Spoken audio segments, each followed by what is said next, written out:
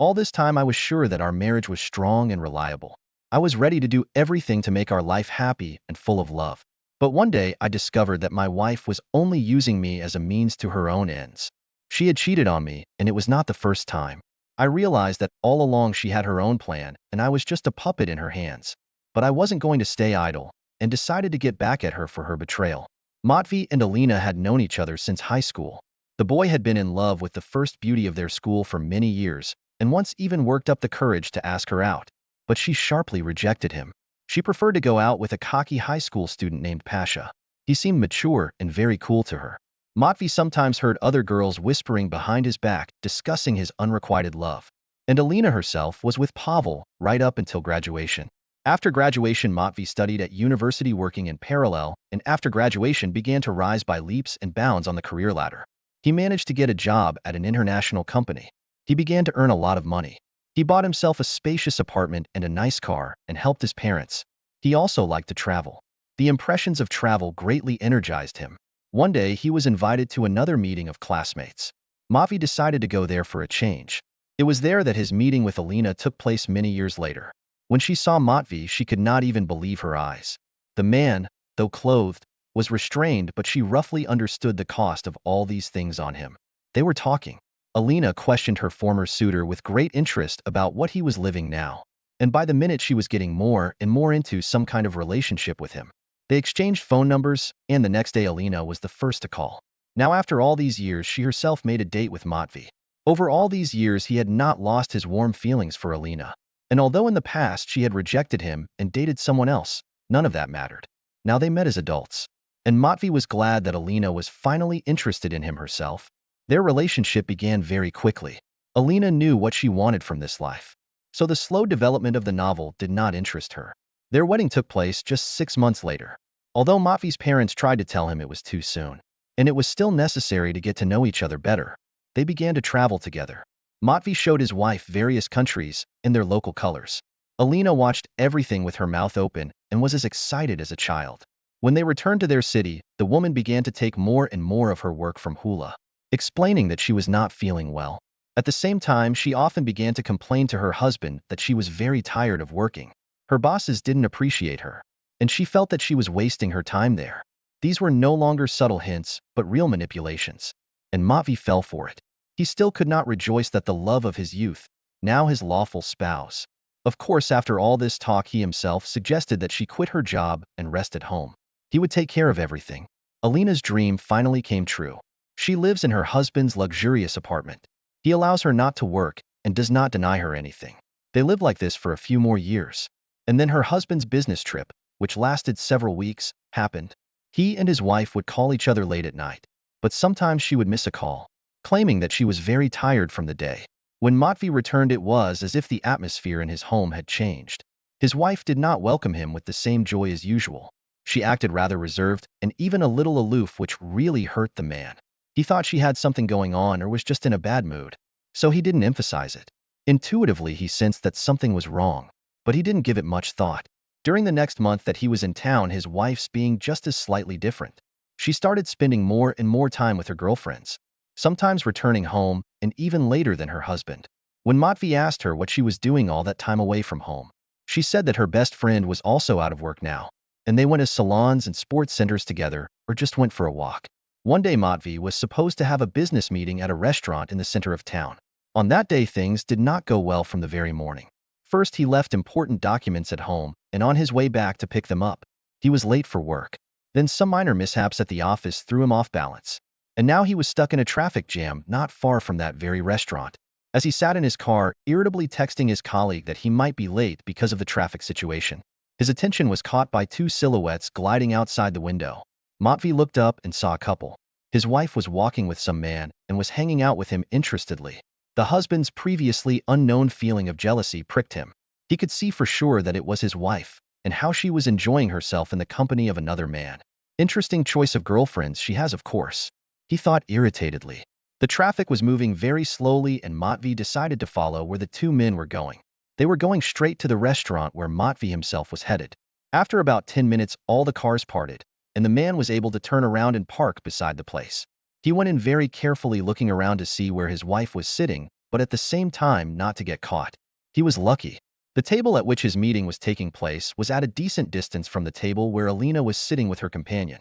While this colleague was talking to his partners, Matvey was watching his wife without blinking. At last he could make out who she was with. The face seemed painfully familiar, but the man had to strain his memory hard to figure out who it was. With horror to himself, he recognized in her companion, Paul, the same one Alina had dated back in high school. With each passing minute, his faith in the best was evaporating faster and faster. Alina openly flirted with Pasha, and at one point he began stroking her thigh. Matvey desperately wanted to take out the anger that was boiling inside of him on these two, but he was held hostage to the situation. The meeting was very important. He could not lose face. As a result, the man thought, since these two were acting this way, their relationship had not lasted the first day. Yes, he was hurt because of this infidelity. He was ready to tear up and throw up. But he understood that these emotions would not make things better. He could deal with the unfaithful spouse later, but now he had better things to do. He concentrated on the negotiations and held them to the highest standard. Alina and her lover left before he did. It was obvious they were in a hurry to finally get some privacy. Afterwards, Matvey drove home. He threw all of Alina's belongings into bags and took them to the nearest garbage can. When the trader returned home, she was extremely surprised. The door was locked from the inside with a latch. Then her husband opened it. He said that now she no longer lived here, and if she had time, she could still fight the local bums at the dump for her clothes. The woman first thought her husband was joking, but when the door slammed in her face, she realized that he had found out. The couple divorced. Matvey was even glad that his mother had insisted on a prenuptial agreement before the wedding. It turned out to be very convenient. Alina never once apologized to Matvey for her betrayal. Nothing bad happened for her. She simply acted out of self-interest. For a long time after school, she was constantly on and off with Pavel because he could not provide her with everything. But when she found out that Pavel's financial situation had improved, she was the first to make contact. In fact, he was the only one she really loved. But his plight a few years ago prevented her from staying with him. She met Matthew and realized that he could give her the life she wanted. Now she began to live with Pavel again. Matvey understood that Alina would forever be the one who would be constantly on the lookout for a better place. She would change her partners an endless number of times without sticking with anyone for long. Instead of building a future with her husband, helping him and reaching for the heights together, she has chosen to live a parasitic lifestyle. But life is complicated, and staying on the crest of success all the time won't work. Black bars happen to everyone. So the claim that Paul was lucky to stay with such a woman together was highly questionable. She would stay with him, but only until his first bad luck. Second story. I might never have known the truth about my wife. But when my friend suddenly showed up with the words, "I need to tell you something about your wife," I felt something was wrong. I couldn't even think what he was going to say. But what followed was so amazing that I didn't know what to do next. It turned out that my wife had been cheating on me for months, and my friend had known about it all along. He told me everything he knew, and I decided to take justice into my own hands. I got my revenge on her for cheating. In this video, I will tell you the whole story, and you will learn how I found out the truth about my wife, and how I decided to get revenge on her. Ruslan and Sophia had been married for 6 years. Sonia was a manicurist, and Ruslan worked for a small company as a landscape designer. A couple of years ago, they took an apartment on a mortgage, and were gradually fixing it up. The couple had been trying for over a year to have a child. Both were ready to take on the role of parents, but nothing worked. Even though they had already had some tests done, and everything was normal, they did not want to take any drastic steps. So they just kept hoping that someday they would finally get lucky. Ruslan had a good friend whose name was Andrew. The man, unlike his companion, was lonely and lived alone. He did not have much luck in relationships. At some point, he had already accepted this state of affairs, and stopped busting his neck to get acquainted with anyone. He was comfortable enough as it was. They had met in high school and had been in touch ever since. As adults, they didn't see each other that often. But when they did meet, it was as if they hadn't been together all that time. One afternoon, Andrew was going about his business, and decided to walk through the park. His head was occupied with the repairs he was making, so he hardly paid any attention to those who passed him by. Suddenly, he stumbled over some rock in the middle of the path, and it snapped him out of his heap of thoughts. He glanced around to see if anyone had noticed his fall, when suddenly, he spotted a familiar silhouette ahead. He stepped a little closer and recognized her. It was Sophia, his friend's wife. She was walking in the company of a man. "Sonia, hello," shouted Andrew, walking a little closer. The woman turned around. Andrew, hello? I didn't expect to see you here. The man had already held out his hand to her companion to say hello. Kostia. At that moment, the woman tensed a little. She bit her lip and then said with a laugh, "This is my brother. He came to town for the day, here to give us a tour. We're really in a bit of a hurry, sorry." Andrew replied that it was no big deal. He asked him to say hello to Ruslan, and then they said goodbye. He stared intently at Constantine's face. Something tensed him in the whole situation. It was either Sanja's reaction or her hurry. For a second, he even thought there was far from a kinship between these two. But the telephone call from a client distracted him, pushing the man's doubts away. In the flow of events and working moments, Andrew had completely forgotten about the situation in the park. He was not even surprised at the absence of a call from Ruslan. Usually, if he said hello to him through his acquaintances, he considered it his duty to call and meet him. But the friend did not show up until a few months later. One evening, Ruslan dialed his comrade and informed him in a joyful voice that soon he would finally become a father. You know, nothing much had happened before that. And here is the real news, and I decided to share it with you. Andrew sincerely congratulated his friend. He knew how long he and his wife had come to this. At the end of the year, in the winter, Ruslan even invited him to the maternity hospital to be discharged. Afterward, they sat together for a while and celebrated. Later, there was a lull. The couple fully immersed themselves in taking care of the baby. The world began to revolve around him. From time to time, they would write to each other. But for the most part, Ruslan was immersed in his work to provide his family with everything they needed. They had not seen each other for over a year. And one day on his day off, Andrew was passing through the neighborhood where his comrade lived. He had to pick up an order at the pickup point, which was in their house. And by happy coincidence, he met Ruslan in the street. He was strolling along with the stroller. Andre shouted at him, and he gestured for him to keep his voice down. The child dozed off. It turned out that his wife had sent him for a walk with his son and wanted to relax and unwind. The friends were talking. Andrew looked at the little boy and asked if he could tell what the child looked like. He looked more like his mother. He didn't take anything from me as if he didn't like it, apparently. He made a joke. My friend did not appreciate the joke. He suddenly remembered seeing his wife with some stranger whom she introduced as her brother. And this was not long before the news of the pregnancy. I'm sorry, don't take this the wrong way, but have you ever considered that the baby might not be yours? Andre asked seriously. Ruslan looked at him like he was crazy. He laughed and asked why he suddenly thought so. A friend snapped and decided to tell him that he had seen his wife with someone in the park at the time. After that, Ruslan was not so cheerful anymore. Well, hello. She certainly didn't tell me from you. She didn't say that she saw you at all. And your brother? Kostya, you say? She doesn't have any brothers, and I don't remember any cousins. He said thoughtfully. And she certainly did not tell me that any of her relatives visited her at that time. This news shook Ruslan. He still felt euphoric that he finally had his heir. Besides, he had always found that he and his wife had a good relationship. But now doubts about his wife's faithfulness had settled in his mind. Yes, and at a time when they were ready to give up, and she suddenly became pregnant. At that time, Ruslan thought it was a miracle. But now everything was covered with a shroud of doubt. He thanked his friend for telling him about the incident, even though it was so much later. That night, he had waited for his wife's return more anxiously than ever before. He knew there was a serious talk to be had. As he waited for her, sitting in complete silence in the kitchen, he went over in his head all the suspicious things that he might in the past have simply turned a blind eye to. When their next attempt to have a baby failed, he felt at one point as if his wife had grown cold to the idea altogether. She didn't say she'd changed her mind, but you could feel it in the look on her face. Then there was even some coldness between them. But Ruslan put it down to hormonal background. The man decided to call his mother-in-law and find out from the source whether there was a certain Constantine among his wife's brothers after all. He veiled this strange question by saying that a certain man came to their house when Sonia was away and introduced himself as her brother. Our fears had already been confirmed. There was no such man among her cousins, or even third cousins. When the man hung up, Sonia had just returned home. After she had checked on the baby, the man decided to start a conversation. He began from afar, mentioning Kostya, who had recently dropped in on her as if to visit. Ruslan decided not to specify the degree of their relationship and just watched her reaction. Sonia did not make eye contact. She constantly looked away. When the man's name came up, it was as if she tensed up. But she tried not to show it. Do you know him, dear? Her husband asked in a calm tone. Yes, he's a former colleague. And what did he want? Pronounced Sonia. He wanted to see his child. The husband decided to go along with the provocation. Sonia went dramatically pale and didn't blink for a couple of seconds.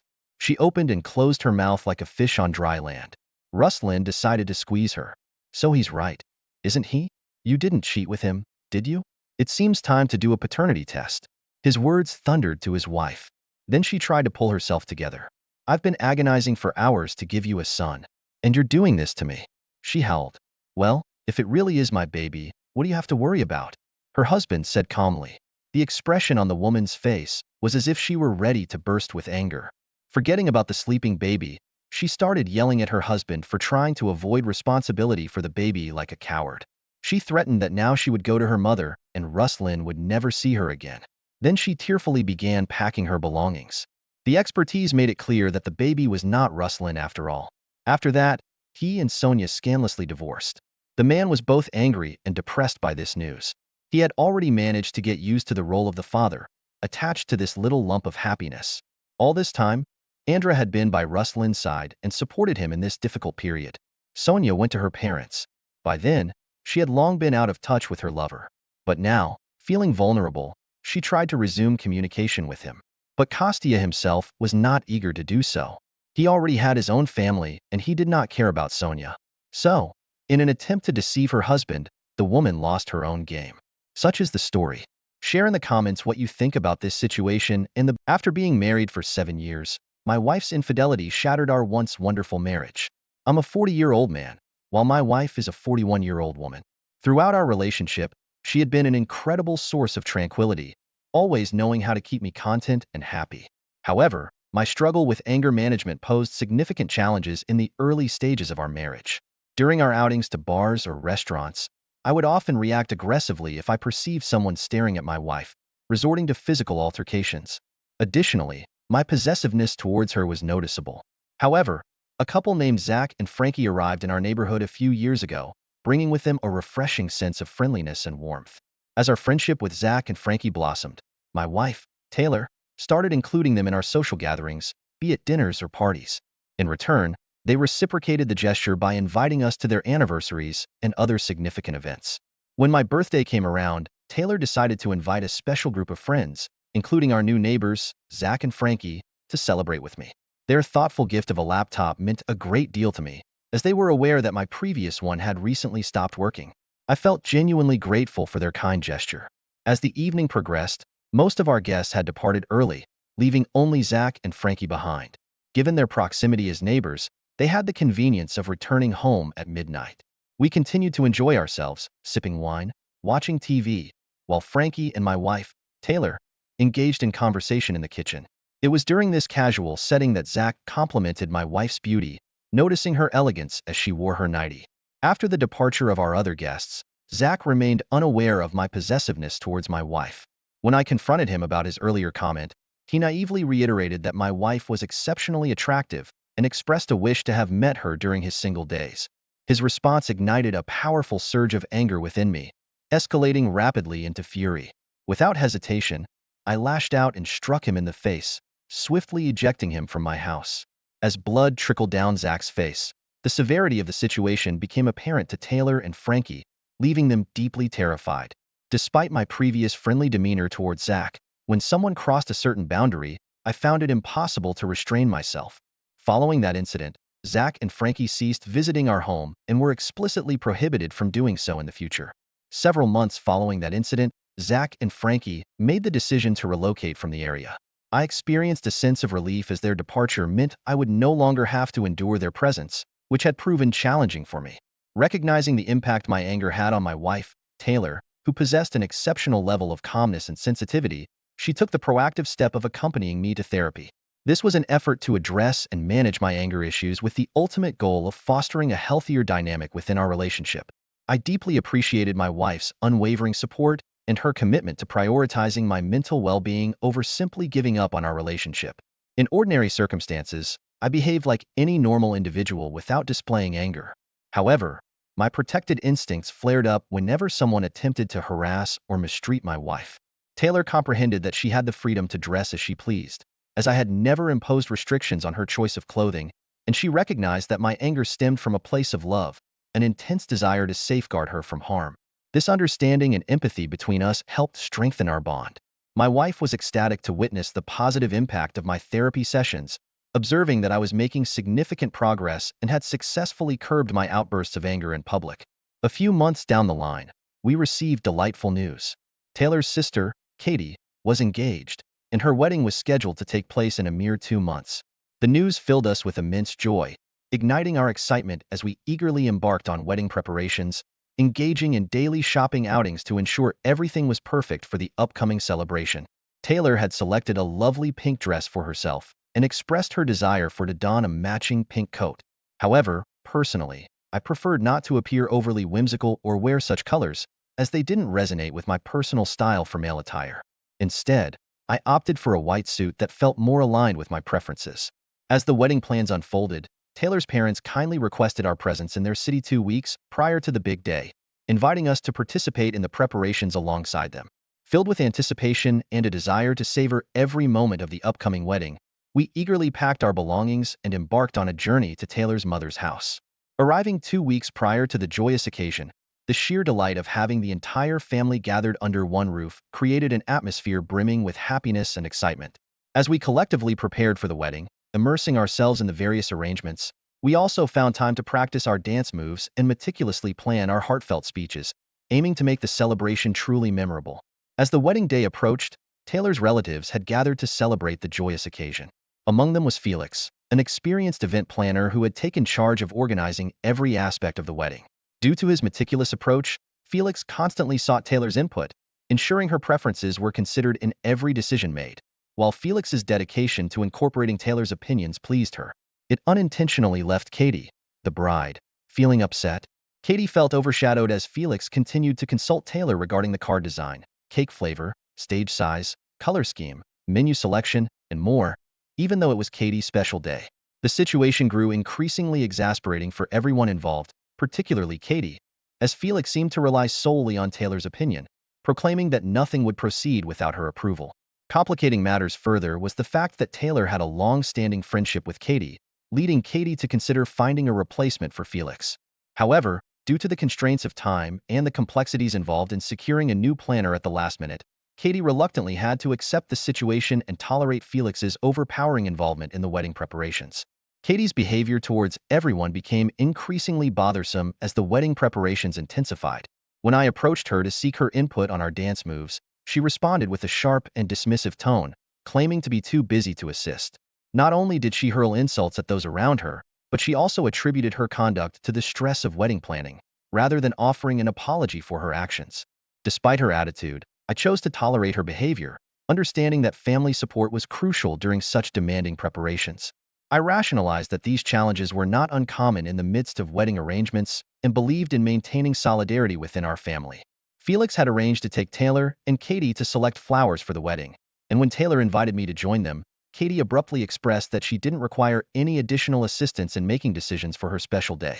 Although I felt a surge of frustration towards Katie, I viewed her as my younger sister and reminded myself of the importance of family support.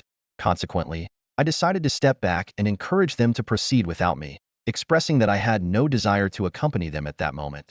Despite being aware that, as a man, my suit wouldn't overshadow the bride on her special day, Katie voiced her discontent with my white suit. She expressed a preference for no one else wearing white at her wedding. However, Taylor, being the calming influence she always was, reassured me and suggested we go shopping for a new suit at the last minute. Together, we embarked on a shopping expedition, ultimately selecting a black suit that aligned with Katie's wishes. On the day of the wedding, Taylor looked stunning in her pink dress while I donned a black coat. To my surprise, I noticed Felix wearing the exact same coat as mine. Curiosity prompted me to compliment him, remarking on our matching attire. It was then that Felix revealed that Taylor had actually gifted him the coat. In that moment, a pang of jealousy surged within me due to my possessiveness towards my wife. However, understanding that Felix held a close familial bond with Taylor as her cousin and childhood friend, I chose to set aside my feelings and dismissed any lingering sense of envy. The wedding day arrived, but unfortunately, Katie's mood was overshadowed by her constant tantrums and discontentment with various aspects of the event. Her behavior left everyone around her perplexed and concerned. My in-laws attributed her outbursts to the stress associated with wedding preparations, empathizing with her apparent struggle to cope. One particular issue arose when Katie discovered that the cake, which had been arranged by Felix based on Taylor's input, was a blueberry flavor instead of the vanilla cake she desired. This discrepancy led Katie to tears, further exacerbating the tense atmosphere. The family dynamics had become increasingly chaotic, with everyone seemingly making a mountain out of a molehill. While I understood Katie's perspective, her incessant shouting and sopping began to dampen my own spirits. In an attempt to preserve my own mood, I decided to distance myself from the bride and sought solace in the reception room. There, I engaged in enjoyable conversations with the guests, immersing myself in the joyous atmosphere. It was during one such interaction that someone inquired about Taylor's whereabouts. As their questions about Taylor arose, it dawned on me that we had yet to finish our photo shoot and had yet to rehearse our speeches. Motivated by this realization, I set out to locate Taylor. My mother-in-law informed me that she was currently in the bridal room as Katie had stepped outside. With a sense of purpose, I made my way towards the bridal room to find Taylor and discuss the remaining tasks that needed our attention. She informed me that Taylor was inside the bridal room, taking a moment to freshen up her makeup. A wave of relief washed over me, knowing that Katie's presence was absent from the room. Keen on finding Taylor and avoiding any further encounters with Katie's challenging behavior, I made my way to the dressing room. However, upon entering, I was taken aback and horrified by the sight before me. Taylor and Felix were engrossed in an intimate embrace, exchanging passionate kisses without acknowledging my presence or offering any explanation. Shocked and angered by what I witnessed, I quickly took out my phone and began recording a video as evidence. Fueled by a surge of intense emotions, I unleashed my frustration by delivering a punch to Felix's face. The commotion caught the attention of my mother-in-law, who rushed over to the dressing room upon hearing my raised voice. She was taken aback and startled to discover the unexpected situation involving Taylor and Felix. Soon after, my father-in-law arrived to help mediate and settle the dispute that had unfolded before them. Despite their pleas for me to lower my voice and avoid spoiling their daughter's wedding, I found myself unable to control my anger. Taylor, visibly upset, was in tears, caught in the midst of this tumultuous situation. The eyes of all the witnesses were fixated on this distressing scene unfolding before them. In the midst of the chaos, my mother-in-law expressed her belief that Katie didn't deserve such turmoil on her wedding day. However, I couldn't help but question whether I deserved this profound betrayal. It appeared that my mother-in-law's concern was primarily directed towards her spoiled daughters, leaving me feeling unsupported and hurt. In the face of the tumultuous situation, my mother-in-law chose not to address Taylor's actions or reprimand her. Instead, she directed her criticism towards me for causing a disturbance on Katie's wedding day. My father-in-law, on the other hand, attempted to diffuse the tension by advising me to calm down, suggesting I drink some water, and assuring me that we could discuss the matter after the event. However, I couldn't help but question what exactly there was left to settle. The revelation of my wife's betrayal had shattered our relationship, and I felt no inclination to endure any further challenges or turmoil from them. As their true colors became evident through their criticism and defense of their cheating daughter, I gained a deeper understanding of their character. Fueled by a mix of anger and frustration, I made my way to the podium and requested a microphone for my speech. With determination, I began to expose the betrayal I had witnessed in the dressing room, presenting the gathered audience with the evidence I had captured. The revelation brought Katie to tears, but rather than sympathize, I sternly instructed her to remain silent. In my speech, I went on to describe how their entire family embodied entitlement and a spoiled nature, shedding light on the underlying dynamics that had contributed to the current situation. I caused quite a stir with my words, leaving people utterly shocked. The revelation of having a romantic involvement with one's cousin, betraying a spouse, and sabotaging one's sister's wedding was truly abhorrent. Being deeply religious, my in-laws found it incredibly challenging to bear the weight of this humiliation. The room was filled with tears as some guests began to depart, unable to handle the situation any longer. At that moment, Katie couldn't contain her emotions any longer and acted out. She approached Taylor and delivered a resounding slap. Felix had already left the event before this happened. Once I exposed my wife's actions, I decided to leave their ill-fated wedding reception.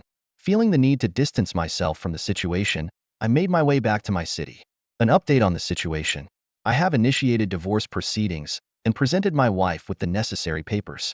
Despite this, she continues to plead with me to reconcile as her parents hold her responsible for tarnishing their esteemed reputation.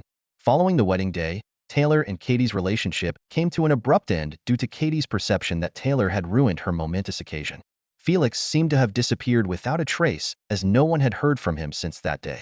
My wife, in an attempt to justify her actions, argues that Katie's behavior on the wedding day caused her immense stress and led to her grievous error. However, such stress does not excuse acts of adultery. I have no desire to welcome this dysfunctional family back into my life, as I simply cannot tolerate their presence any longer. Thank you for listening to the story to the end, and if you like it, please support us with a like as well as subscribe to our channel. Write in the comments. It was a typical Wednesday evening when I returned home from work. The day had been long, and all I wanted was to kick back and relax with Sarah, my wife of 7 years. As I approached the front door, I heard hushed whispers coming from inside. The sound was barely audible, like secrets shared in the dead of night. My heart raced as I cautiously entered the house. The living room light was dim, casting eerie shadows on the walls. The soft murmurs grew louder as I moved closer, making me feel like an intruder in my own home. Dread settled in the pit of my stomach. The sight that greeted me in the living room stopped me in my tracks. There, on our cozy sofa, sat Sarah. But she wasn't alone. A man I had never seen before was locked in a passionate embrace with her. Their lips were inches apart, their eyes locked in a desperate longing. Time seemed to stand still as I took in the scene, my mind struggling to process what I was witnessing. They quickly separated, their faces filled with guilt and shock. Sarah's eyes, usually so warm and familiar, were now brimming with tears. The stranger, disheveled and clearly caught off guard, scrambled to gather his belongings. I couldn't speak. My voice had abandoned me, leaving me mute and helpless. Sarah, her cheeks flushed and her hair disarrayed, finally found her words. She stammered, trying to explain herself, but the words seemed to get lost in the air, leaving only the heavy silence between us. The stranger, in a desperate bid to escape this uncomfortable situation, hurriedly made a hasty exit. I watched as he disappeared through the front door, the sound of his hurried footsteps echoing in my ears. Sarah turned to me, her face a portrait of devastation. She began to sob uncontrollably, her tears staining the very couch on which she had betrayed our trust. Her pleas for forgiveness filled the room, a cacophony of remorse and desperation. I demanded to know who the man was and how long this had been going on. My voice, previously lost, had returned with a vengeance.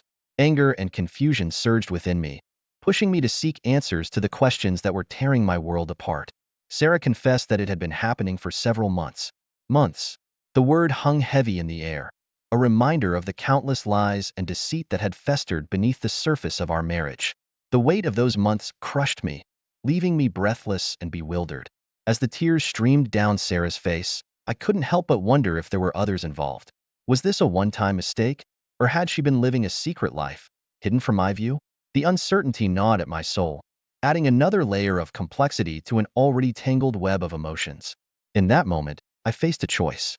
A choice between forgiveness and vengeance, between rebuilding and tearing it all down. The future of our marriage hung in the balance, and my heart was torn between love and betrayal. My wife, Sarah, was locked in a passionate embrace with a man I had never seen before. My keys hit the table with a clatter as I stood there, frozen. It was like a scene out of a movie, one I never expected to play out in my own living room. They quickly separated, their faces filled with guilt and shock. Sarah's cheeks flushed crimson, her eyes darting around the room as if searching for an escape route. The stranger, disheveled and clearly caught off guard, mumbled something unintelligible and began gathering his scattered belongings. I couldn't believe what I was seeing. My heart pounded in my chest like a jackhammer, and a million thoughts raced through my mind. Who was this guy? And what the hell was he doing here with my wife? Sarah's eyes welled up with tears as she stammered to explain herself. Her voice quivered, barely audible over the ringing in my ears. I can explain, she managed to choke out, but her words hung in the air, heavy with the weight of betrayal. The stranger, in a desperate bid to escape this uncomfortable situation, hurriedly made a hasty exit. I watched him, my anger boiling just beneath the surface. He slinked out the door, and I knew that this was far from over. Turning my gaze back to Sarah, my voice trembled with a mixture of anger and sadness. Explain. Explain what, Sarah? I demanded, my hands balled into fists at my sides. Who is he, and how long has this been going on? Tears streamed down Sarah's face as she struggled to find the right words. It's complicated, she whispered, her voice barely audible. Please, just let me explain.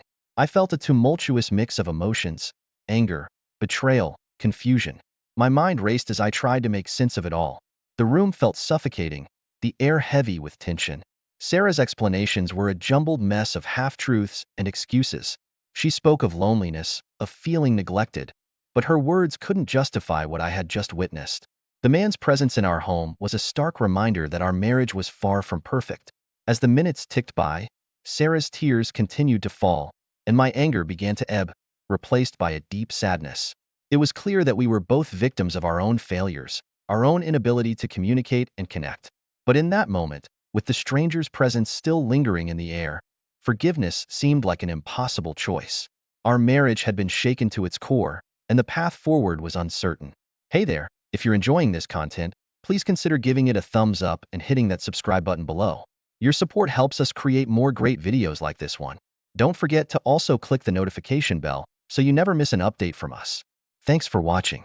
Sarah began to sob uncontrollably, her tears falling like a torrential rain. I stood there, watching her crumble, unable to ignore the raw pain in her eyes. But I needed answers, and they wouldn't come through her tears alone. I need to know, Sarah, I said, my voice firm. Who is he, and how long has this been going on? Her sobs continued, but she finally managed to speak between gasps for air. His name is David, she admitted, her voice barely above a whisper. And it's been happening for several months. My mind raced with questions about how I could have missed the signs.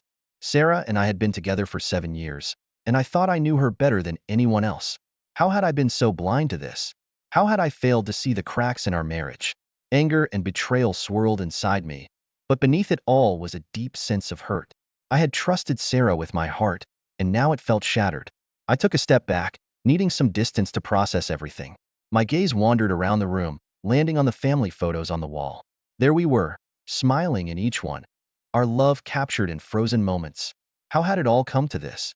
Sarah's sobs continued to fill the room, a constant reminder of the pain we were both feeling. I turned back to her, my emotions a jumbled mess. Why, Sarah? I asked, my voice cracking with emotion. Why did you do this? She wiped her tears away with the back of her hand and tried to explain herself. I felt neglected, she began, her words hesitant. I thought you didn't care anymore, and David was there for me when I needed someone. I couldn't deny that our marriage had been strained lately. Work, stress, and the daily grind had taken their toll on us. But I never imagined it would lead to this. As I looked at Sarah, her mascara-streaked cheeks and red, swollen eyes, I realized that we were both victims of our own failures. We had let our relationship drift, and now we were paying the price. The room fell into a heavy silence, the weight of our shattered trust hanging in the air. The road ahead seemed uncertain, filled with anger, pain, and a profound sense of betrayal. I couldn't help but wonder if there were others involved. The thought gnawed at me like a persistent itch. Was David the only one? Or were there more secrets hidden in the shadows of our marriage? The uncertainty clawed at my insides, making it hard to breathe. Sarah's pleas for another chance tugged at my heartstrings. As she stood there, her tear-stained face filled with regret, I couldn't help but remember the years of love and laughter we had shared. Our journey together had been filled with ups and downs, but I never thought it would come to this. I promise, I'll do anything to make it right, she whispered, her voice fragile, like a delicate glass about to shatter. I decided to ask her to leave for the night so I could think. It wasn't a decision I took lightly, but I needed space to clear my head, away from the suffocating atmosphere of our home. Sarah agreed, her eyes filled with resignation and a glimmer of hope. As the door closed behind her, I found myself alone in our once happy home. The silence was deafening, broken only by the faint echoes of her pleas for forgiveness. I couldn't escape the weight of the situation, no matter where I turned. I stayed up all night, wrestling with my emotions and doubts. Sleep eluded me as I replayed the scenes from earlier in the evening over and over in my mind. The anger, the betrayal, the heartache, they all swirled together in a maelstrom of confusion. The hours passed like an eternity, and as the first rays of dawn crept through the curtains, I felt a deep exhaustion wash over me. The decision I faced was one of the most significant in my life, and I couldn't make it lightly. With the new day came a sense of clarity. I knew I couldn't let anger and betrayal define the rest of my life. I needed to confront Sarah, to have an honest conversation about the state of our marriage and whether it could ever be rebuilt. The hours had ticked by, but the dawn brought with it the glimmer of a new beginning, a chance to make sense of the tangled mess our lives had become. It wouldn't be easy, but it was time to face the truth, no matter how painful it might be. The next morning, I couldn't shake off the heaviness in my chest. The sun pierced through the curtains, reminding me that life had to go on, even if it was in disarray. I knew I couldn't simply ignore what had happened the night before. It was time to face the truth, no matter how painful it might be. I began to investigate further, driven by a need for answers. It felt like a detective's job, a role I had never expected to play in my own life. I searched for evidence of her infidelity, my heart pounding with each discovery. Text messages and emails became my trail of breadcrumbs, leading me deeper into a world I never knew existed. The messages were hidden in plain sight, but their contents were a damning revelation. David's name appeared repeatedly, their words filled with a longing that cut me to the core. Each piece of evidence painted a more painful picture of her deception. The truth was uglier than I could have imagined, and the pit in my stomach deepened with every scroll of my phone's screen. I couldn't fathom how long this betrayal had been going on, but the evidence pointed to a history I had been oblivious to. Finally armed with undeniable proof, I couldn't avoid the confrontation any longer. I found Sarah sitting at the kitchen table, her eyes red and puffy from crying. She looked up as I approached, her face a mask of guilt and fear. I laid the evidence in front of her, each message and email a painful reminder of her betrayal. Her eyes welled up with fresh tears as she realized there was no denying it any longer. "Why, Sarah?" I asked, my voice shaking with a mix of anger and sorrow. "How could you do this to us?" She didn't have an answer, at least not one that could erase the pain she had caused. Her silence spoke volumes, and the weight of our shattered trust hung heavy in the air. As the tears streamed down her face, I knew that this confrontation was just the beginning of a long and painful journey. Our marriage had been irrevocably changed, and the road ahead was uncertain and fraught with challenges. But one thing was clear: I couldn't turn a blind eye to the truth any longer. Sarah swore that it was a mistake and that she wanted to make amends.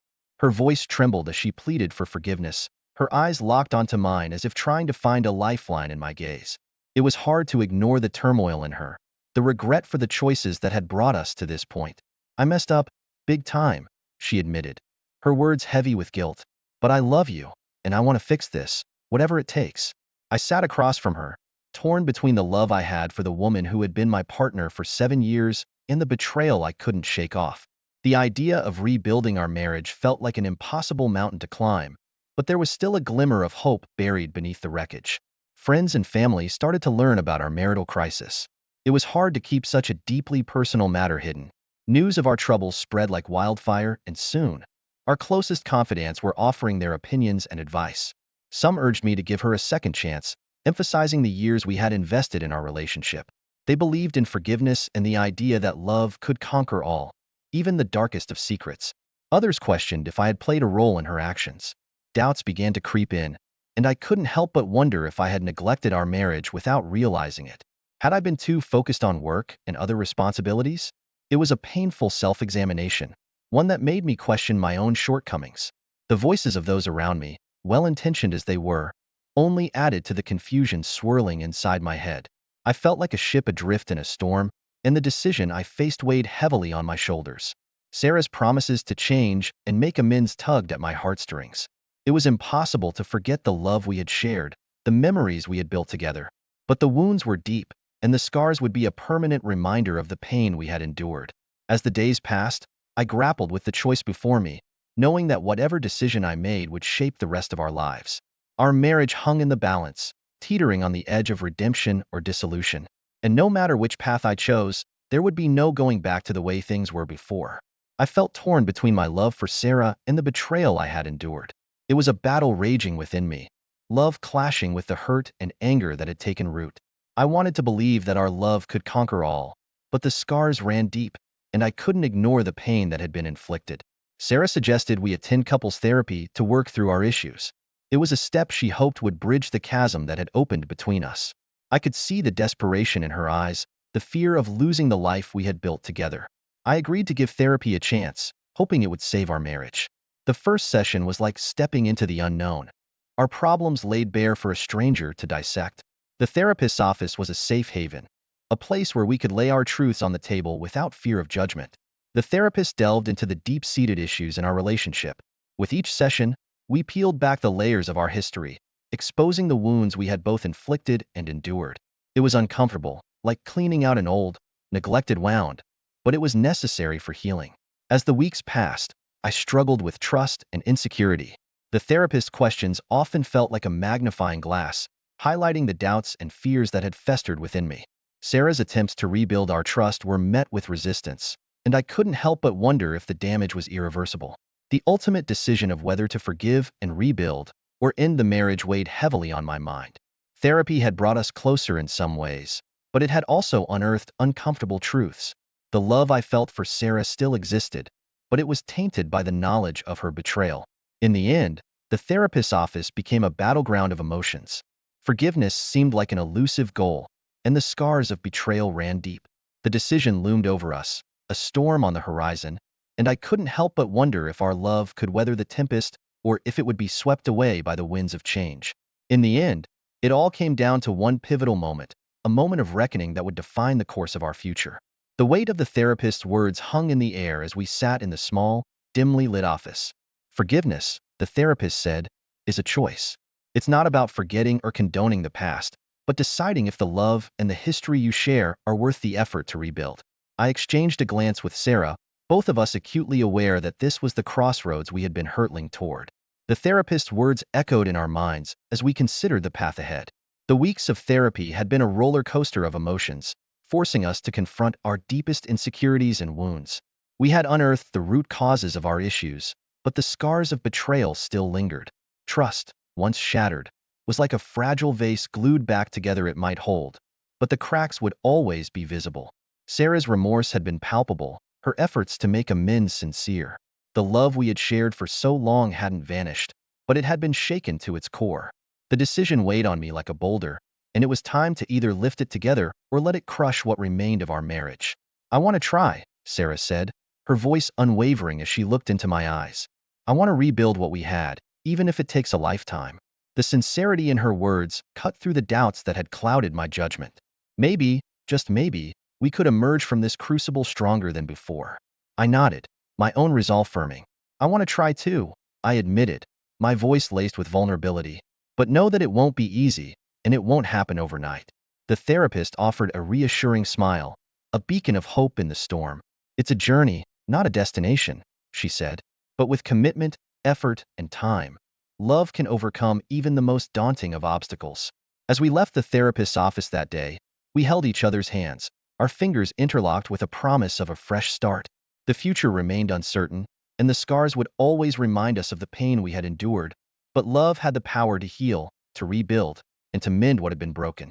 Our journey had just begun, and as we faced the horizon, we did so with hope and determination. The ultimate decision had been made: forgiveness and a second chance, but only time would reveal if our love could indeed weather the tempest and emerge. Hey there, I'm Mark, just your regular guy who happens to dabble in software engineering. My life was pretty standard, until that one week turned everything upside down. So, let me take you back to when it all started. I was out in Europe for this big tech seminar, the kind that has you wearing name tags and pretending to understand accents from 6 different countries. It was supposed to be this week-long affair, but, as luck would have it, things wrapped up a day early. Most folks would be bummed about losing a day in Europe, but me? All I could think about was getting back to Linda, my wife. We've been hitched for 15 years, and she's one of those school teachers that kids and parents love, a real gem. I'm standing there at the seminar, and my boss, this no-nonsense guy who rarely cracks a smile, comes up and says, "Great job, Mark. You can head home early if you want." I'm thinking, heck yeah, I'm getting out of here. But here's the catch, I didn't tell Linda. I thought, why not surprise her? You see, we're that couple who still tries to keep things exciting. Surprise dates, impromptu road trips, the whole shebang. So, there I am, hustling through the airport, trying to catch an earlier flight. But, of course, it couldn't be that easy.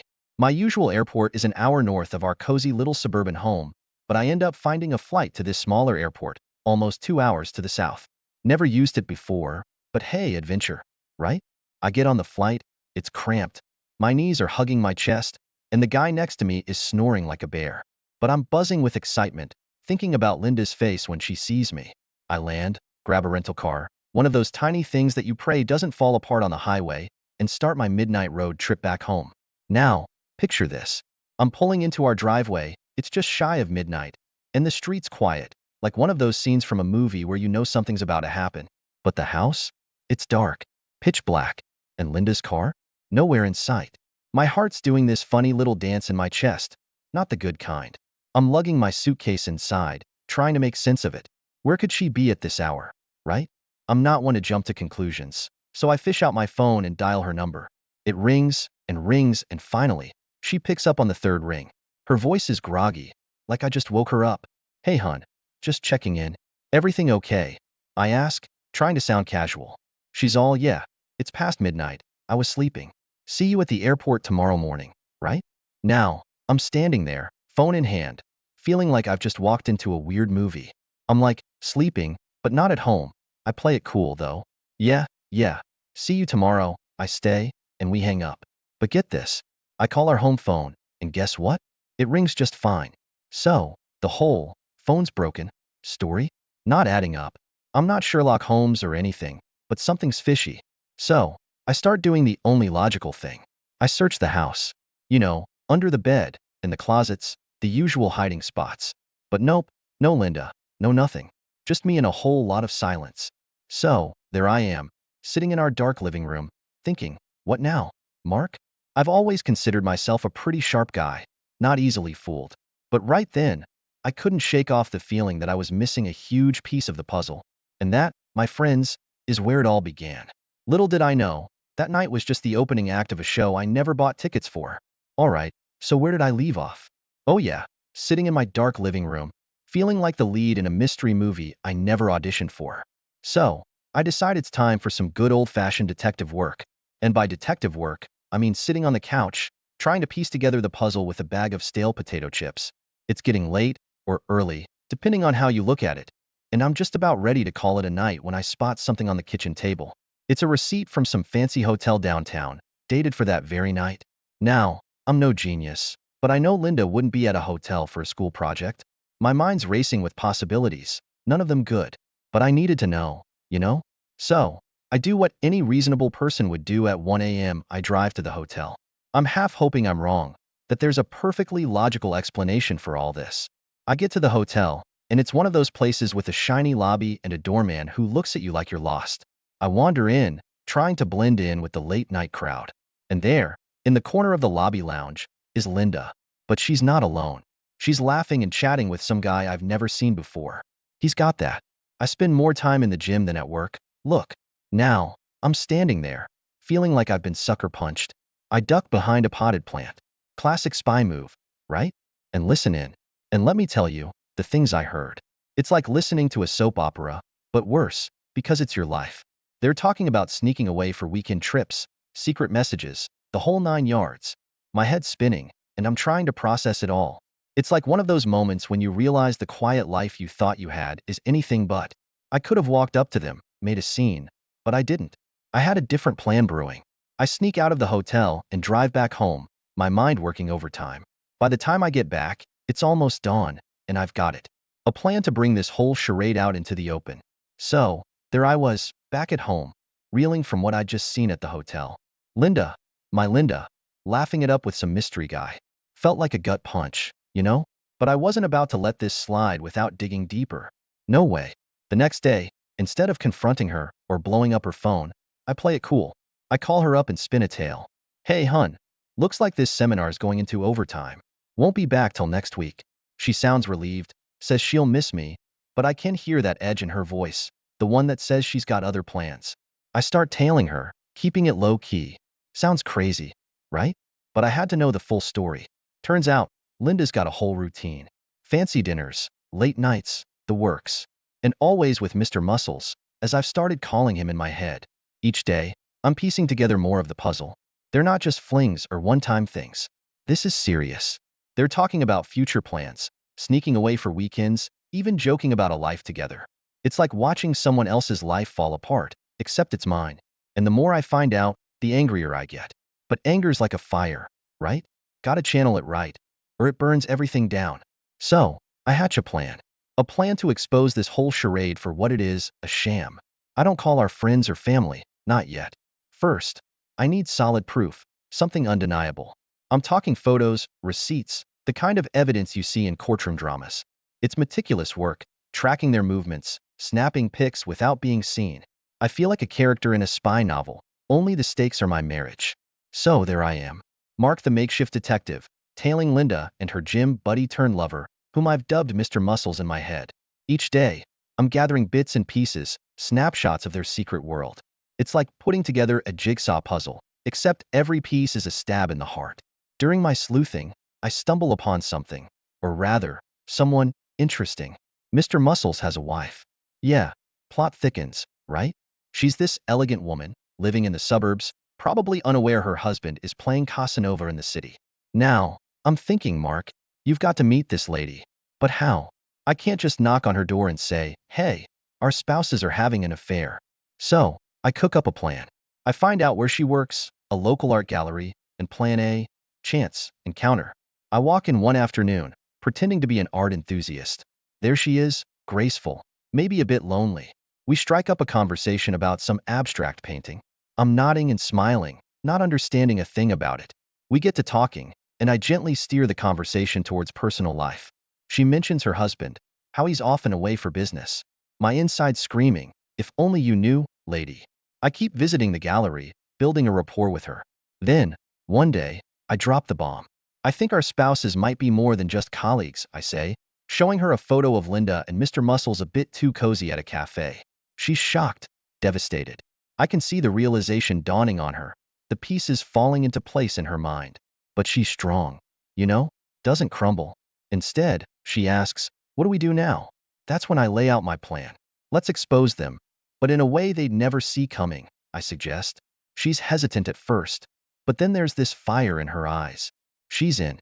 So, there I am, with all this evidence of Linda's infidelity, feeling like my whole world's flipped upside down. But I'm not about to let this slide without making a statement, a big one.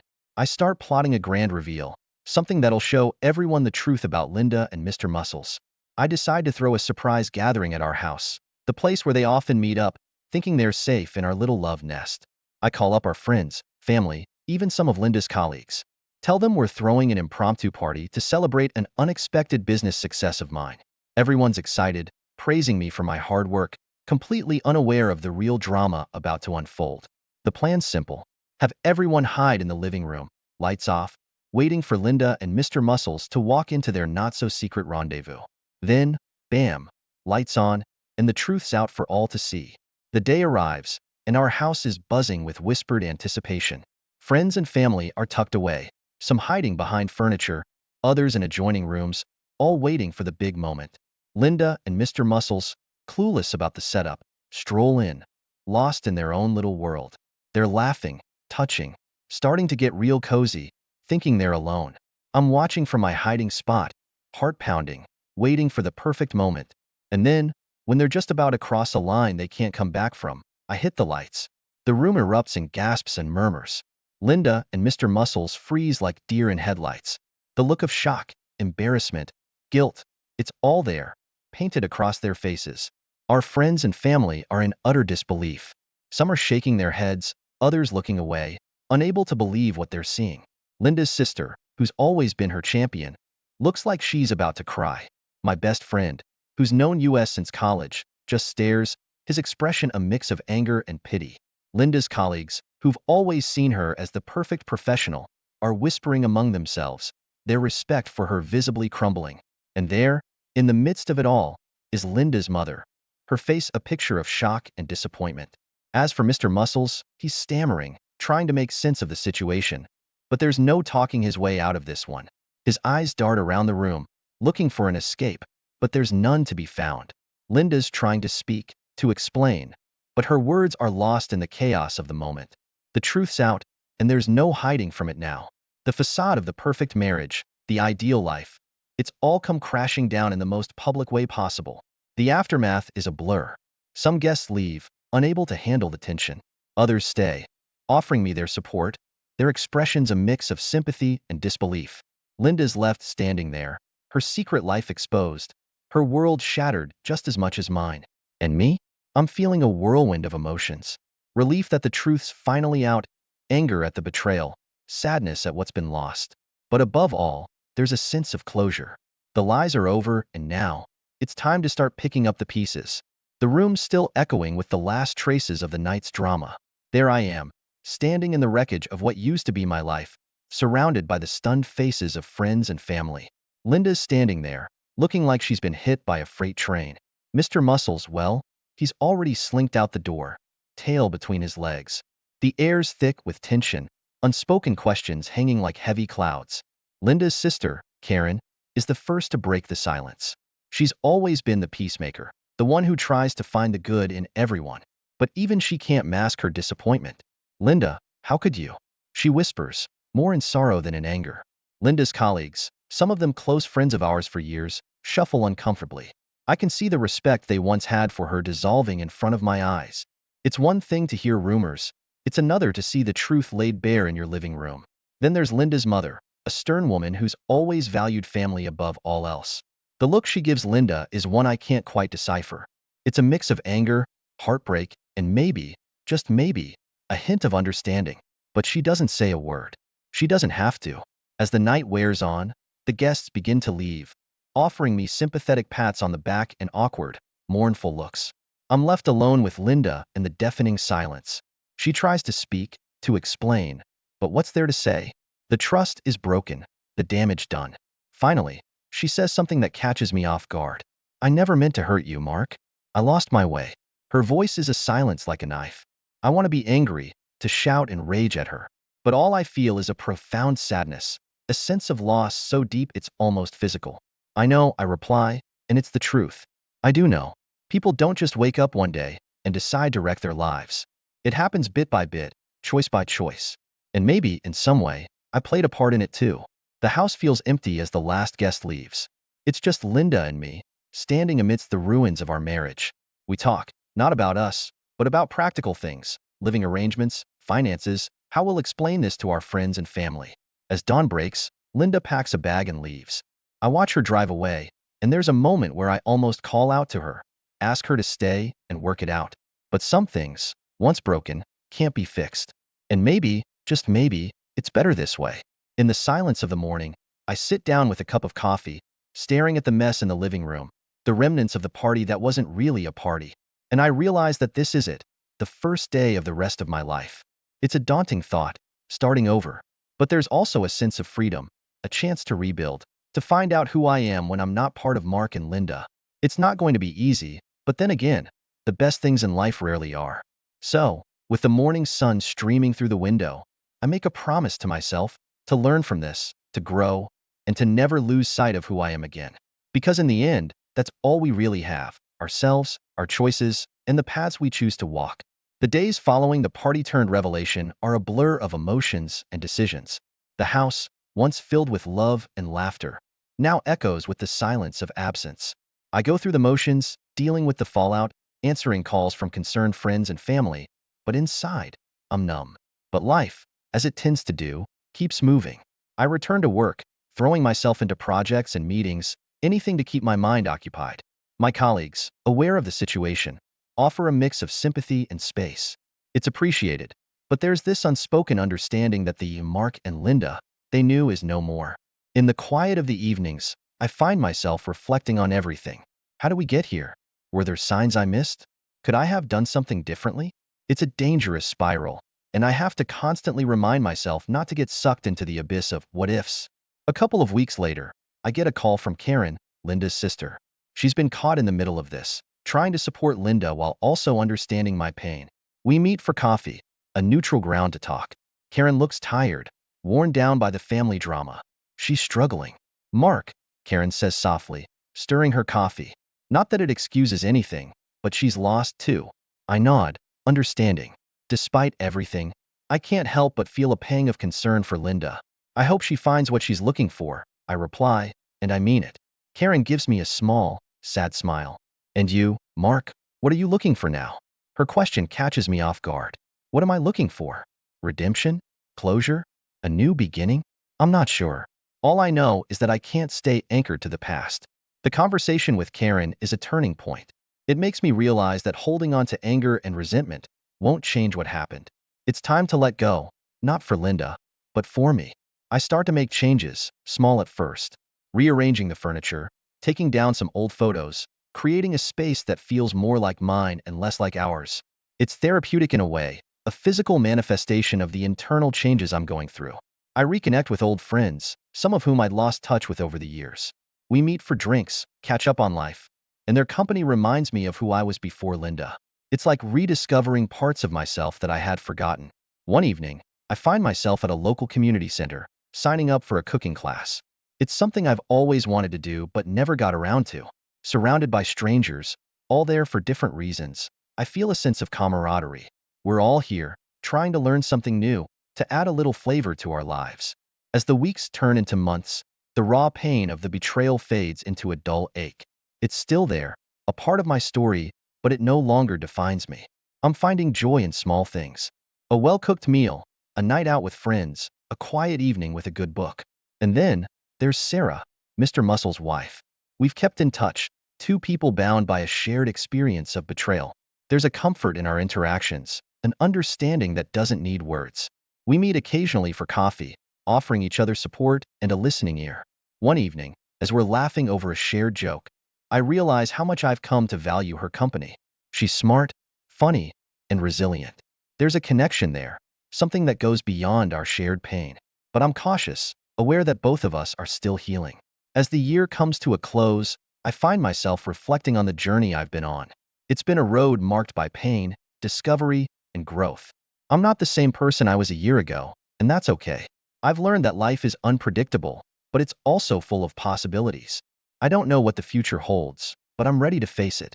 With each passing day, I'm building a new life, one that's authentically mine. And for the first time in a long time, I'm excited to see what comes next. If you liked what you've read and want to stay updated on more stories, insights, or just life reflections, go ahead and hit that like button. It really helps me out and lets me know you're there and interested. And if you haven't already, consider subscribing. That way, you won't miss out on any new chapters in this ever-evolving story of life, love, and learning. Trust me, there's a lot more to come, and I'd love for you to be part of this journey. So, like, subscribe, and join me as we navigate the twists and turns of this adventure called life. Thanks for being here, and I can't wait. My name is John Smith. I met my wife Kay, who's 4 years older than me, at a sports gym. I work as an instructor. Kay came for a trial lesson. During these lessons, we first measure the client's body stats, then show them around the gym, and teach them how to use the machines. The instructor for trial lessons changes weekly. Appointments can be made online. Kay had booked for 10 a.m. I could tell she was the one as soon as I saw her wandering around. I'm Kay, here for the trial lesson. Hi, I'm John. Thank you for booking a trial lesson. That was our first conversation. Honestly, I was surprised at how slim Kay was when I first saw her. I wondered why she even came to the gym. Later, she told me she wanted to build some muscle. After the trial lesson, she decided to join the gym. Over time, as she came more often, Kay discreetly gave me her contact information. It was the first time a woman had approached me, so I thought it was a prank. But we started talking, went on dates, and eventually got married. Kay wanted a big wedding, so we had it in Hawaii. Our gym friends even flew out to join us. I met Kay's best friend, Emily, and her old college friend, Mike, for the first time there. Our marriage was fulfilling. When I was single, I used to eat store-bought meals alone. But after marriage, I'd come home to a lit house, a delicious meal, and a warm bath waiting for me. And of course, Kay would greet me with a smile. However, our happiness was short-lived. One big reason was our inability to have children, something we both desired. We both liked children. We thought it would happen quickly. But even after 2, 3 years, there was no sign. By the 4th year, we decided to get tested. Finding a cause might have brought some closure. But unfortunately, there was nothing wrong with either of us. It was just a matter of timing. We were both healthy, but we couldn't conceive. It made us think maybe it was about compatibility or fate. My feelings must have shown because I accidentally made Kay cry one night. A news program was featuring children. They're so adorable. I blurted out innocently. Realizing my mistake, I quickly changed the channel. Why are you changing it? I thought it might bother you. It's you who's bothered. Wait, calm down. I am calm. You're the one treating me like I'm fragile, she said, breaking into tears. After that, we stopped talking about children altogether when children are shown on TV. We no longer brought up the topic. The tension was suffocating. So, I took up fishing, a hobby suggested by my gym buddies. Unfortunately, the friend who recommended it had a completely different schedule, so I couldn't learn from him, and that's when Kay introduced me to Mike. According to Kay, he is an expert fisherman who even owns a boat. Being my wife's best friend, I was pretty nervous at first. Hello, nice to meet you. Well, not for the first time, but you know, It's the first time we're actually having a conversation. I'm really happy to have another fishing buddy. Mike was incredibly kind and did a great job easing my nerves. His fishing skills were as impressive as Kay had said. He was very easygoing and enjoyable to be with. Spending my days off fishing became an escape from the cooling relationship with Kay. Since I was spending every weekend fishing, I started to worry about Kay, so I suggested a weekend trip for the three of us. Mike booked the stay at a lodge in Asheville. I'm sorry for intruding on your couple's trip. Don't be silly. You're not intruding. Thanks for booking that famous lodge. Well, you said Kay wanted to go there. You remembered. I hadn't paid much attention at the time, but thinking back, there might have been something more to their conversation. Let's drop off our bags at the lodge and go night fishing. Night fishing. That sounds great. I've never done it before. I knew Mr. Smith was curious about it. Thank you. Even after all these weeks, aren't the two of you still calling each other mister? Mike and I looked at each other. She might be right. Maybe it's time we drop the formalities today. Sounds good. If anyone uses mister, they owe me $10. $10 is too much. I meant, it's a deal. $10 it is. I was surprised to see a side of Kay I never saw at home, lively and youthful in her conversation. Night fishing was a blast. The fish's eyes gleamed blue in the water, creating a magical scene. The technique was different from daytime fishing, moving the rod up and down along the pier wall. Even Kay, a beginner, could do it easily and caught the most fish, thanks to beginner's luck. We had a late dinner in our room. We enjoyed a feast of seafood. It was a delightful meal for both our eyes and stomach. After eating, we took a bath. Mike, feeling tired, opted for the shower in our room. Did he feel awkward intruding on our couple's time? Since we were all close, we decided to sleep in the same room, setting up our beds side by side. It feels like we're back in college. It sure does. I went to an all-boys school. That must have been boring. Hey, don't insult my youth. It was fun in its own way. I kinda envy the all-boys experience. It was just smelly and miserable. We all laughed. I wish these fun times could last forever.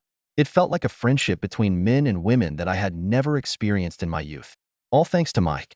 I'm not great with alcohol, so I fell asleep at some point. I woke up around 4 a.m. It was still dark outside. I have a terrible hangover headache, probably from the leftover alcohol. It was fun, but I probably got carried away. Then, in the darkness, I heard voices. I thought of asking Kay to bring me some water, if she was awake. It's hard to break up, but if it's for happiness, it's worth it. Break up. Squinting in the darkness, I could faintly make out a shocking scene. My face turned pale. Kay and Mike were holding hands and gazing into each other's eyes. It's us, Mike. Don't worry about anything. Thanks, Kay. I trust you. I love you. Hearing their conversation, I hesitantly turned on the light. As the room brightened, they were indeed holding hands. But they quickly let go, surprised by my awakening. What's going on? I blurted out. You were up? What is this? Holding hands. I heard you two talking. What is it about breaking up, about loving each other? June, you're misunderstanding. Mike, stay out of this. I'm talking to Kay. You're misunderstanding. This isn't what it looks like. Are you kidding me? This is a joke. Just calm down. How can I calm down? Let me explain. Mike, just stay quiet. But, exactly, that's the problem. Ever since we met as a trio, I felt something more than friendship in your conversations. Were you two together all along? We're just friends, nothing more. Who would believe that after seeing this? I feel betrayed, Mike. I thought we had become friends, but was it just because you had a thing with Kay? That's not true. There's really nothing going on.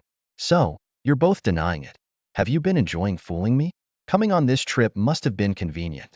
Enough already. We're telling you there's nothing between us. Huh. Now you're getting defensive. Is this why we couldn't have kids? Because you were with him. What are you talking about? Were you making sure we couldn't conceive because you were with him? That's horrible. Horrible? That's my line. Get out. Leave me right now. Fine. Let's go, Mike. Kay said. But, just go, both of you. They left the room. I had never been so angry. My feelings of betrayal exploded uncontrollably. I couldn't stop it. Kay and Mike having an affair. Why hadn't I suspected it from the beginning? Mike is of the opposite sex. Does a best friend of the opposite sex exist? But strangely, I had trusted Mike. That's why it hurt even more. I had always wanted children. Alone in the room, I cried. How stupid of me. After about an hour alone, I decided to leave the lodge in Asheville. It was chilly in the early morning. The cold wind seemed to pierce my heart. Mike had already paid for the lodge. I'll get every penny of alimony. I took the train back home. As I started to calm down and plan to talk things over with Kay, I found she had left with all her belongings. Reluctantly, I called Mike. It's me, John. I'm really sorry about earlier. I didn't mean to cause a misunderstanding. I'll talk to you later about this, Mike. Right now, I can't find Kay. Do you know where she is? No, I haven't seen her since then. Okay, thanks. Wait, what? Maybe she's at Emily's. Emily? Yes, I'll try there. I didn't want to talk more with Mike, so I hung up abruptly. I called Emily. Sure enough, Kay was at her place. I went over to talk to Kay. She continued to deny everything. Emily excused herself because it was a marital problem. She left us to talk alone. I lost my temper earlier. I'm sorry for overreacting, but you're the one who betrayed me. I want the truth. How long have you and Mike been involved? No matter how many times you ask, Mike and I are just friends. Kay, there's a limit to lying. Tell me the truth. There's nothing between me and Mike. Really? Then her phone rang. It was Mike. Answer it. Not now. If there's nothing to hide, talk in front of me. Fine. She snapped, answering the call. Hello? Yes, I'm okay. I'll explain everything. Please don't do that. Remember what happened last time? Don't worry about me. I'll call you back later. Her concern for Mike infuriated me again. What did Mike say? I'm sorry. You were right. So you admit it? Yes. Since when? A long time ago. This is absurd. I'm sorry. I always wanted kids, 2 kids. But I never said anything to avoid hurting you. I told her. That hurt me even more. She replied. So, an affair was your answer. This betrayal is how it ends. Kay said nothing. I felt a sense of resignation towards my wife. Let's get a divorce. I'll pay back the money by working. Mike could ask his parents to cover with no problem. But I want nothing to do with you or him ever again. I won't ask for alimony. I declared, leaving the room. The next day, we went to the courthouse to file for divorce. It's been 3 years since the divorce. I haven't seen Kay since. I'm still working at the gym. I haven't gone fishing since then either. I want to, but it brings back painful memories. I guess fishing isn't the problem. Maybe it's time to start again. I thought to myself. That's when I saw a familiar face at the gym. It was Mike. John, you have a visitor. It's been a while. What brings you here now? Sorry for showing up unannounced. If you have time, maybe we could have a cup of coffee nearby. Sure. We went to a nearby diner. I'll have the chicken sandwich plate. Same for me. Right away. I really needed to talk to you today about something. What is it? I wanted to apologize for that day. I had no idea you two had divorced. You must have known. No, I really didn't. You still doubt me. I've been overseas for training to take over my family's business. The hotel management? Yes. Where to start? That day, I was consulting Kay about a marriage proposal I received. My parents wanted me to marry a daughter of a financier. But I didn't want to get married. Because of your relationship with Kay? No. Hear me out. It's not that I didn't want to get married. I couldn't marry a woman. I might look like a man, but I've always felt like a woman inside. So you're... Yes, exactly. I've felt this way since I can remember. I've been struggling with the conflict between my body and my feelings. My parents noticed I was different, but my father is very traditional and still hasn't accepted it. My mother just follows what he says. No one, not even my parents, understood me. Kay was the only one who did. That day, I was torn between agreeing to the arranged marriage or refusing it and going abroad. If I refused, I might be disowned by my parents. Going abroad meant I would have no one on my side. It was a lonely thought, being away from Kay. That's why you said it would be lonely to part ways. I've always hidden my gender dysphoria for the sake of my family. I've been suppressing my true feelings, wearing clothes I didn't want to wear, speaking words I didn't want to say. I hid it all through school life, but I couldn't bear it when it came to romantic feelings. I wrote a letter to a boy I liked and put it in his locker. He replied, calling me to the back of the school. I was excited, but when I got there, several boys were waiting. They laughed and dressed me to prove I was different and took pictures. Even the boy I liked joined in, calling me disgusting. That's terrible. Nobody understood me. When I finally mustered the courage, this was the result. Somehow, I ended up on the rooftop, thinking of ending my life. But then, Kay stopped me. She and I had known each other since kindergarten, but we never really talked much. I was shy and quiet. She was beautiful, smart, everyone's idol. She took my hand, led me to the classroom, and read the letter out loud in front of the boy I liked, who had a crush on her. The boy's cheeks turned bright red and shouted at her to stop reading. She finished, tore up the letter. It doesn't matter what you look like. He is a million times better than someone with a rotten core. I like Mike so much more than you. Then she took my hand, and we walked away. She sounds like a hero. To me, she was. We started talking every day after that. Kay sort of knew about my gender dysphoria all along. Thanks to her, the bullies stopped bothering me, and school became enjoyable. All that happened to you. Even after graduation, I couldn't come out because of my parents, so I've been living with this secret. It's been really tough. I couldn't stand up to my parents, and occasionally, I sought advice from Kay. That day, she also shared about her marriage and fertility issues with me. I wanted to apologize after you heard us talking, but I had to refuse the marriage proposal that day. If I missed a chance, I would have been under my parents' control again. So, it was like that. You two were just friends. It was all my misunderstanding. Of course, Kay and I are of opposite sex. Anyone would doubt it. You weren't wrong. But Kay never talked about me. She believed you would understand and trust her. I see. I only found out the truth recently. When I returned to my hometown, I met Kay's parents and learned about the divorce and that she had a child. What? You didn't know? I was speechless. Given my past suicidal thoughts, Kay never spoke about my gender dysphoria to anyone, probably not even to you. I think she's still waiting for you, hoping you'd return. After meeting her parents, I left without seeing Kay. I came back to apologize to you and tell you the whole story. Thank you for sharing such a painful story. I appreciate it. It's my fault. Please go see her soon. Right. I wanted to go see Kay immediately. I drove to her parents' house. Her parents were surprised to see me. Please let me talk to your daughter. Kay came out of the house. Let's talk outside. We walked to a nearby park. All the while, I pondered how to apologize to Kay. I hadn't trusted her, harbored insecurities in our marriage, and I failed to understand her struggles. Maybe if I had listened more, she would have told me about Mike. You came because Mike told you, didn't you? Yes. Mom and Dad must have told him everything, even though I kept silent. You heard about Mike? Yes, he told me. I'm sure you were surprised. I was. But more than that, I realized I owed you an apology. People believe what they see. Anyone might have doubted me and Mike, but I always thought, deep down, you would trust me. But you didn't. I couldn't stand the assumptions about our childlessness too. I'm truly sorry. Looking back, I realize I was also at fault. I didn't talk about Mike and just acted like we were just girlfriends. I couldn't share about Mike. He thinks he saved me, but it was the other way around. I was feeling the same way he did at that time. What? My parents' business was failing and we had debts. They were constantly fighting. My dad became erratic and I was lonely. That's when I saved Mike. He was so grateful and always wanted to thank me. His help got my dad's business back on track. I couldn't talk to anyone about my feelings, but Mike was different. Even after my parents remarried, he listened to my complicated feelings. So, I wanted to support him in return. That's why I never told you. I realized too late that I couldn't go back. I thought you'd be happier with someone who could give you children. And then, ironically, I found out I was pregnant after the divorce. I've been raising our child alone. Recently, I started to hope that maybe you'd come back for us, even though it seemed impossible. I've come back. I exclaimed loudly. Yes. I'm sorry I made you wait. Kay's mother appeared with a child who ran towards us. Halfway through, the child let go and ran by himself. Tyler, do you know who this is? Dad? I was stunned. I told him his dad was working far away, believing you'd come back someday. I see. Tyler, I'm sorry I made you wait.